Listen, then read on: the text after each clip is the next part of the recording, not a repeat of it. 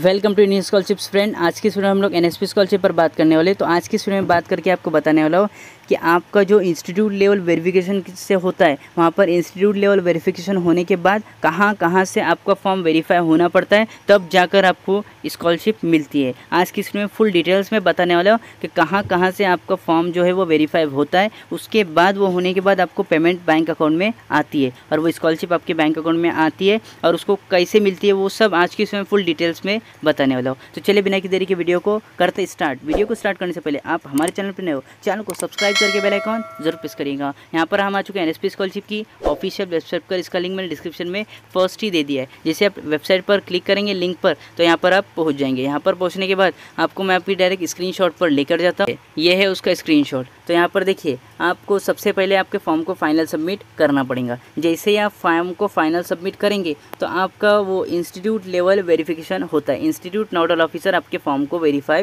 कर लेते हैं। तो आपको जाकर जैसे फॉर्म को फाइनल सबमिट कर दिया है तो फॉर्म की प्रिंट आउट के साथ आपको इंस्टीट्यूट में जाना पड़ता है और वहाँ पर आपके जितने भी डॉक्यूमेंट्स हैं वो सब जमा करने पड़ते हैं। तो वो जैसे ही डॉक्यूमेंट्स आप जमा कर लेंगे तो उनको बोलेंगे कि आप मेरा फॉर्म वेरीफाई कर दीजिए, तो वो उनकी डेट के अकॉर्डिंग उनके फॉर्म को वेरीफाई कर देते हैं। और इंस्टीट्यूट लेवल वेरिफिकेशन की डेट आपकी जो अप्लाई करने की लास्ट डेट है उसके बाद के 15 दिन होते हैं। तो वो आप देख लीजिए, उसके बाद के 15 दिन से पहले पहले उनको इन्फॉर्म करके बोल दीजिए कि मेरा फॉर्म आप वेरीफाई कर दीजिए। उसके बाद जैसे इंस्टीट्यूट से वेरीफाई होता है तो इंस्टीट्यूट से वेरीफाई होने के बाद वो डिस्ट्रिक्ट नोडल ऑफिसर आपके फॉर्म को वेरीफाई करते हैं। तो डिस्ट्रिक्ट नोडल ऑफिसर आपके फॉर्म को वेरीफाई करने के बाद आपको जाता है स्टेट नोडल ऑफिसर के पास, वो फॉर्म आपका वेरीफाई होने के लिए जाता है। तो डिस्ट्रिक्ट जैसे ही आप फॉर्म को वेरीफाई करते हैं, डिस्ट्रिक्ट नोडल ऑफिसर वो फ़ौरन ही आपके स्टेट नोडल ऑफिसर के पास वो फॉर्म वेरीफाई होने के लिए जाता है। तो स्टेट नोडल ऑफिसर आपके फॉर्म को वेरीफाई कर लेते हैं। अगर उसमें कोई भी अगर इन्फॉर्मेशन एडिट वगैरह करनी होगी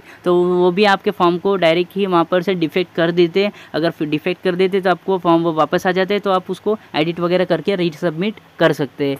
अगर वो डिफेक्ट करने में या फिर वो वेरीफाई करने में कोई टाइम लगा रहे या फिर वो वेरीफाई जल्दी से नहीं कर रहे तो उनको कांटेक्ट करके आपको बताना है। कैसे कांटेक्ट करता है इसके ऊपर मैं डेडिकेटेड वीडियो बनाई हुई है। कैसे स्टेट नोडल ऑफिसर को, डिस्ट्रिक्ट नोडल ऑफिसर को, मिनिस्ट्री को कैसे उनको कांटेक्ट किया जाता है, वहाँ पर उनको नंबर कहाँ से निकाला जाता है, उसके ऊपर मैं डेडिकेटेड वीडियो बनाई हुई है। आपको लिंक डिस्क्रिप्शन में आई बटन में मिल जाएंगी, तो आप देख लीजिए और उनसे वैसे ही उस तरीके से उनका नंबर निकाल के या फिर उनकी ईमेल आईडी निकाल कर उनको मेल कीजिए या फिर उनका नंबर निकाल कर उनको डायरेक्ट ही कांटेक्ट करके बोल दीजिए कि मेरा फॉर्म वहाँ पर से वेरीफाई आप कर लीजिए। तो जैसे ही वो फॉर्म को वेरीफाई करेंगे वो जाता है आपका मिनिस्ट्री लेवल के पास, मिनिस्ट्री डिपार्टमेंट के पास हो जाता है। मिनिस्ट्री लेवल पर से वेरीफाई होता है आपका फॉर्म। जैसे स्टेट के पास से आता है, स्टेट के पास से वेरीफाई होने के बाद वो जाता है मिनिस्ट्री लेवल पर वेरीफाई होने के बाद। जैसे मिनिस्ट्री पर वेरीफाई होता है तो आपका फॉर्म कुछ महीनों के बाद वो जाता है मेरिट लिस्ट में। तो मेरिट लिस्ट मिनिस्ट्री को वेरीफाई होने के बाद ही आपकी मेरिट लिस्ट लगती है। तो वो मेरिट लिस्ट लगने के बाद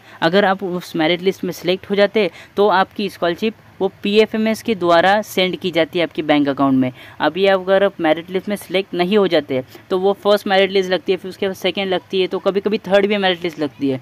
तो अगर आप फर्स्ट मेरिट लिस्ट में सिलेक्ट नहीं हो गए तो आपको सेकंड चांस रहते हैं कि आप सेकंड मेरिट लिस्ट में सिलेक्ट हो जाएंगे। फिर उसके बाद आपको थर्ड भी चांस रहते हैं कि आप अगर फर्स्ट सेकंड मेरिट लिस्ट में सिलेक्ट नहीं हुए तो थर्ड मेरिट लिस्ट लगती है, उसमें आप सिलेक्ट अगर हो गए तो आपकी स्कॉलरशिप आपके पीएफएमएस के द्वारा आपके बैंक अकाउंट में आती है। वो सब कॉन्ट्रैक्ट वो पीएफएमएस को दिया जाता है कि आप वो वेरीफाई जितने भी मेरिट लिस्ट में सिलेक्ट हुए जो भी स्टूडेंट है उनके सबकी स्कॉलरशिप आप पीएफएमएस के द्वारा आपको देखने के लिए मिलती है। वो पीएफएमएस से आपको नज़र आती है कि आपके बैंक अकाउंट में कितने पैसे आ गए और वो कैसा चेक करें पीएफएमएस के द्वारा भी, उसके भी ऊपर मैंने एक डेडिकेटेड वीडियो बनाई हुई है। पीएफएमएस की वेबसाइट पर जाकर कैसे चेक करें कि आपको कितनी स्कॉलरशिप मिलने वाली है और आपकी स्कॉलरशिप कब मिलेंगी, कैसे मिलेंगी, या फिर वो अगर रिजेक्ट हो गई तो क्या रिजेक्ट वगैरह क्या रीज़न है उसका, तो उसके ऊपर मैंने सेपरेट डेडिकेटेड वीडियो बनाई हुई है। आपको लिंक डिस्क्रिप्शन में आई बटन में मिल जाएगा, तो आप देख लीजिए। पीएफएमएस के वेरीफाई होने के बाद वहाँ पर मेरिट लिस्ट में सिलेक्ट करने के बाद पीएफएमएस के पास आता है तो पीएफएमएस आपके